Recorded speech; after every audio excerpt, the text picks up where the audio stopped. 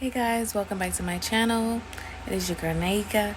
Today's video I'm going to be talking about my gestational diabetes journey. Of course, how I got it, what I had to do to maintain it after that, everything. So let's get started.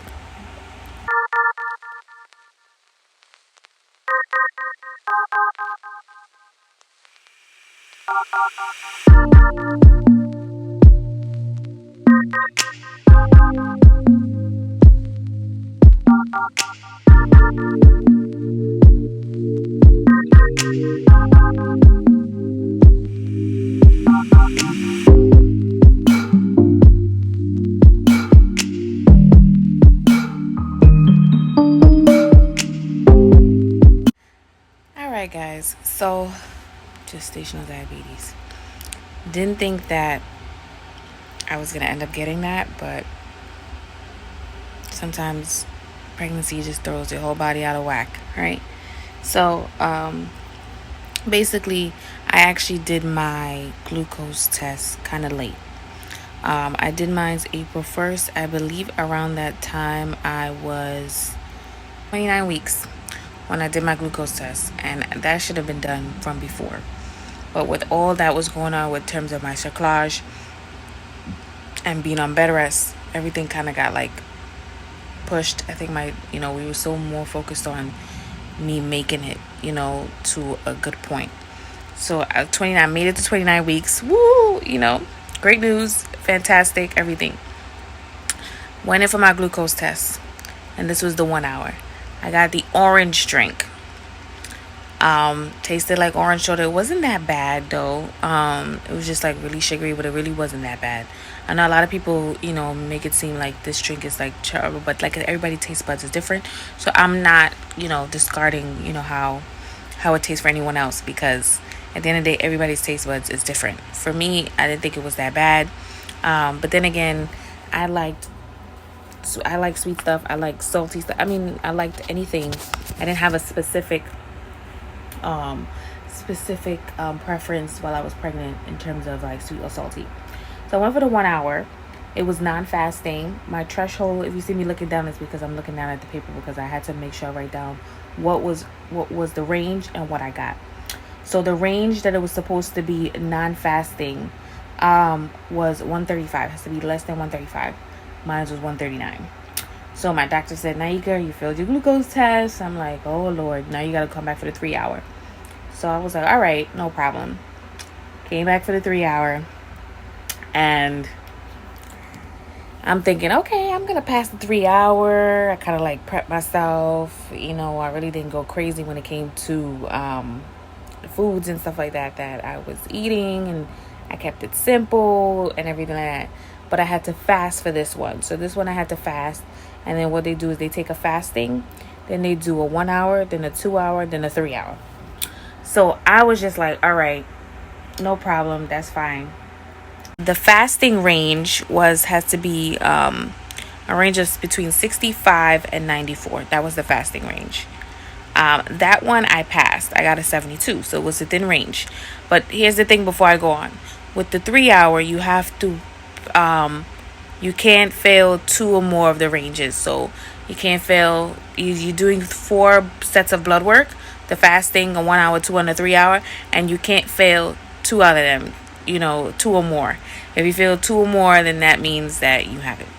So, so the fasting was a range between 64 and then 65 and 94. I got a 72, so I was within range. My fasting was good, great, perfect. Then the 1 hour has to be less than 180. Perfect. I got a 174. I was like, okay, this is good. I was scrolling down, looking through the results and everything. The 2 hour had to be less than 155, because by this time, remember, the sugar is starting to work in your body by this time. 2 hour 155. I got a 158, so I failed it by 3 points. Then the 3 hour had to be less than 140. It was 141. I was like, oh my gosh, like, did I really just fail this glucose test? I mean, and it wasn't even like failing like bad, but at the same time, I still was above the number, So my doctor said, Naika, let's talk when you come into the office about your glucose. I said, oh, God, okay, no problem. So we went into the office. Well, when I went in for my next appointment, she was like, all right, you're going to have to see a dietitian, make an appointment. So I had to make an appointment for a dietitian from the high risk office. And then what they do is I had like a first session with them. And then after that, we have multiple sessions. So I made an appointment for the dietitian. Actually ended up getting squeezed in for the same day. And then because what they do is like she basically goes over the forms and all the documents with you about how to check your glucose, how to test your sugar, everything, and take your blood, the whole nine. So I was like, I'm really doing this. Like, I really couldn't believe I was really doing this. And then what she does is she gives you ranges that you have to go through every single day in terms of, how much was your fasting in the morning, 8 hours of fasting, only drinking water, how much was your meals, how many grams of carbs, because what it is that your glucose increase is based off of your carb intake. So how many grams of carbs am I allowed for breakfast, lunch, and dinner, right? And how many, like, when do I have to test my sugar after I've intaked those carbs? So it was literally, it was my life. I was like, oh my gosh, like, I have to finger stick, test my sugar, everything. So she sent to our pharmacy the prescription of what we needed. So the little test strips, the little machine to prick our finger, and the machine, of course, to test the glucose, and the little needles and everything like that. So I'm about to show you guys exactly what brand, and my little kit. So here. All right, so this is my little kit, right? So the brand that I used for this was Contour Next. So Contour Next was the brand. This is the little machine that came with it in order to test my sugar, right? This is the little pen that you use in order to test to prick your finger, basically, right? In order to get the blood. I have this little tube here. This is like basically the test strips. So I open it up, right? So this is what the test strips look like, right? Then I always had like little cotton swabs ready to go, because once depending on how like you prick your finger, how much blood comes out, after you then do a droplet of blood on the strip.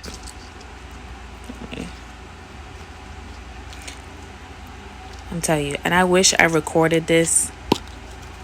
While I was doing it, right? While I was doing it, but I was so distraught this whole pregnancy. So, once you prick your finger, you drop a little bit of blood on this strip while it's already in here.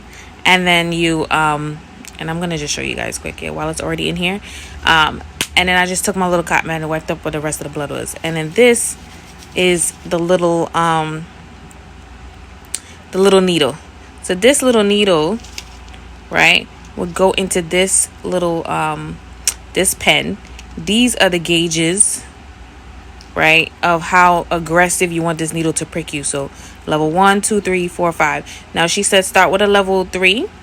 If you're not getting much blood, then move it up. So I moved mine up to 4, and I was end up getting more blood that way.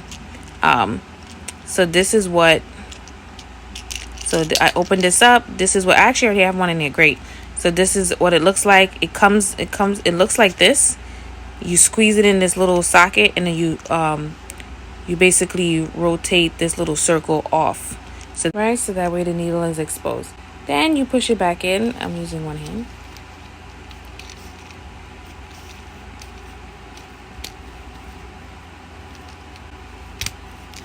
All right, you push it back in.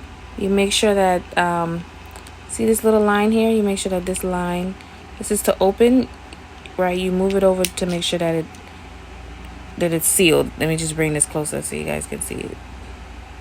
Right, so you bring it over to this raised piece, so that way it's locked in. This is to keep it open, that's dipped, right? And then you have your levels here. Your 1, 2, 3, 4. You rotate this section to how much you want to, how intensive you want the prick to be. Then you line this hole up to different to the it was she told me these three fingers, this finger, this finger, this finger, and it's the sides of the finger, because if you do it the center it hurts more. So it's the sides of the finger on both hands. So the sides of your middle finger, your I always call this the ring finger, right? And then your pinky. So these three fingers on the sides. So you can alternate every time, because you're gonna be pricking yourself a lot, and I had to prick myself a lot. And you're talking about 4 times a day, fasting, after breakfast, after lunch, and after dinner, right? So after you prick yourself, right, you take you take a little bit of blood and you drop it on here, but you have to drop it on here when this is already in this machine. Right, so once you push that that little test strip in here, this pops up, turns on, and you see how it says apply blood. Right, so once you prick yourself, you drop it in here.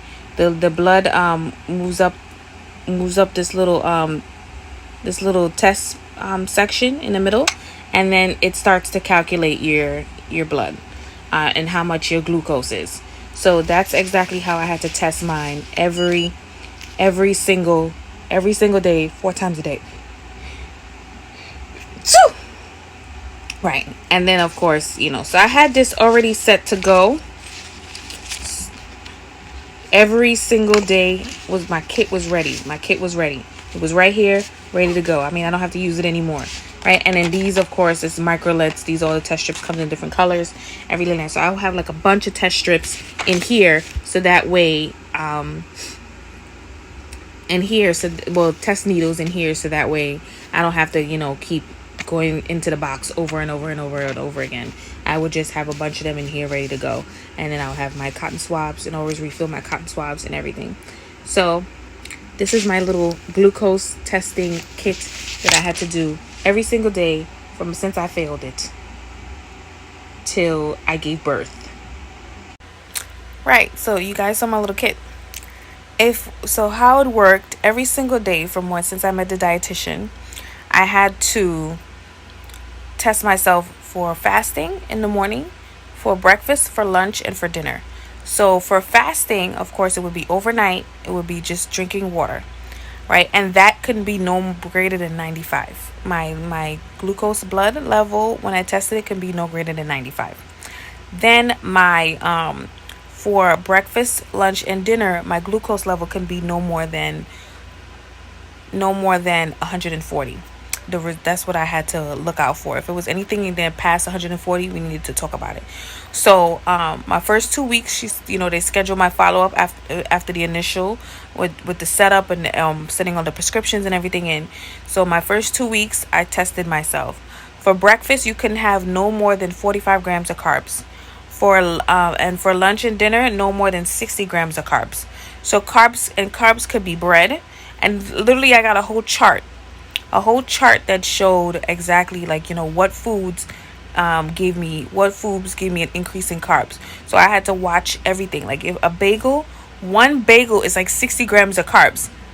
So you had to, like, for breakfast, if you only had 45, I had to eat like half a bagel, or not even, like it was that serious, in order to maintain and leave my glucose levels at bay. So so with that, I only had maybe my first 2 weeks 1 to 2 elevations. So when she was like, okay, that's not bad, that's great, I expect that. They do say with gestational diabetes, you do have a higher risk of getting type 2 diabetes when you get in life after in pregnancy. So if you have gestational diabetes in pregnancy, just to make it more clear, you have a higher chance of getting type 2 later on in life. So you still have to maintain, and even if it goes away after you give birth, bless you. Even if after it goes away after you give birth, you still have to maintain a healthy diet, because you don't want that to follow behind you, put it that way. So yeah, I only had like 2 elevations. So I met with the dietitian 2 weeks after that, and she was like, okay, your 2 elevations is fine. She said, so far you don't need no medication. She said everything is looking good. She's like, your levels are staying at bay. So basically, my gestational diabetes it didn't require medication. It was diet controlled. So I was more diet control than me having to step in and have, if I had like extreme levels, I would have had to have medication, but I didn't. Regardless of the hurdle, I just kept jumping over it. God was on my side. I was really thankful for that, and it was just all about control, control, control, control, making sure that you're eating the right things. So that was the big thing. So I met with her 2 weeks after that. Then I met with her another 2 weeks after that, and we just kept tracking my glucose, making sure everything was good. Um, did I? Oh, and I had to test my blood after I ate breakfast. That 45 grams of carbs, I had to test my blood with it by the hour, within like at the hour, right after my first bite. That's how that's how it is. So after I take my first bite, in the next hour, I would have to test my blood. That's how it was for every single test time. And eventually my fingers started hurting because, I mean, how much times you're talking about 4 times a day, and you're pricking. Yes, it's 3 fingers and it's different sides and different spots and placements. Eventually your hands get sore because you're gonna run out on both hands, and you're doing this 4 times a day for a matter of, you're talking about, for a matter of weeks, about maybe 10 weeks. Because, no, I lie, because I did my first glucose test when I was 30 weeks, 29 weeks, and then I had to retake it when I was 30 weeks. So, being the fact that I had to retake it when I was 30 weeks, that was a total of almost 9 weeks, because I gave birth at 39. So in about 9 weeks that I had to do this pricking thing, But my dietitian was so sweet. She was just walking me through everything. If I had questions about certain foods, like certain foods I would eat would be like a bagel, avocado and toast, or I would have like a half a bagel, cream cheese. What she said to me was that, she said a lot. She said protein, this helps slow down the rise of your glucose levels.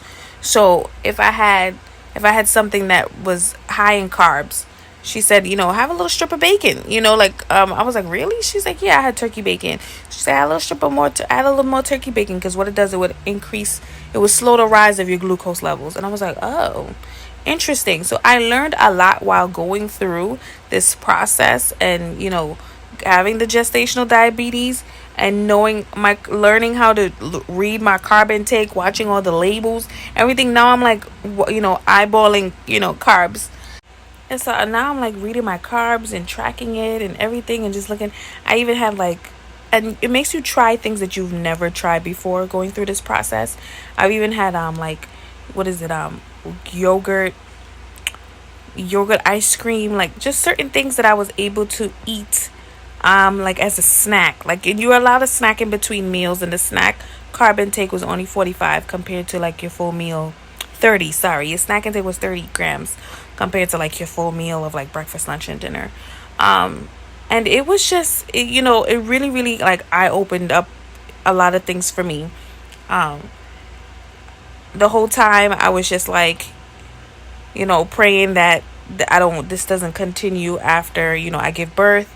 And because my pregnancy was so high risk, I was always on like edge, because I'm just like, at any moment, I could go into labor, and then, then I'll have to stop pricking myself, that part I was excited for. But yeah, and then she told me, whatever, the needles and stuff like that, take it to the hospital. Like, just get like a regular bottle container, take it to the hospital. They would discard it. So yeah, it was an experience. Having gestational diabetes, it really was an experience. I don't know if my leg cramps was a part of the pregnancy overall, but it probably added to it. And because I was on bed rest, probably added to it with the diabetes, because I heard like you can get like a Charlie horse or something like that, when like sometimes that's signs of diabetes and things like that. So yeah, I could be wrong, guys. Don't hold me to what I'm saying. So that was pretty much it for my diabetes journey. You guys will see in upcoming videos if I passed or failed my postpartum diabetes test, and what are my next steps and everything like that. So stay tuned and look out for that. But yeah, that was my journey for gestational diabetes. And just as like a sidebar, all of these things add up. Like I did not expect, number one, to have gestational diabetes, and then I went to the consultation, and then I'm hearing that I gotta get this equipment. I'm getting the equipment, and I see the cost. I'm like, OMG, So what I want to say is, your body completely goes out of whack when you're pregnant. So it can happen. It can and it can't happen. I'm shocked. But I hope you guys like this gestational diabetes story journey that I went through. Please like, comment, and subscribe. Hit that notification bell. That way you get notified anytime I post another video. Thank you guys so much for watching. Bye. Girl, I see your face everywhere. When I'm going out, you'll be there. 'Cause everything reminds me of you. I can't take no more. Girl, I think I'm losing my mind. Try to go to work, but I lost track of time. 'Cause everyone keep looking like you. I can't take no more.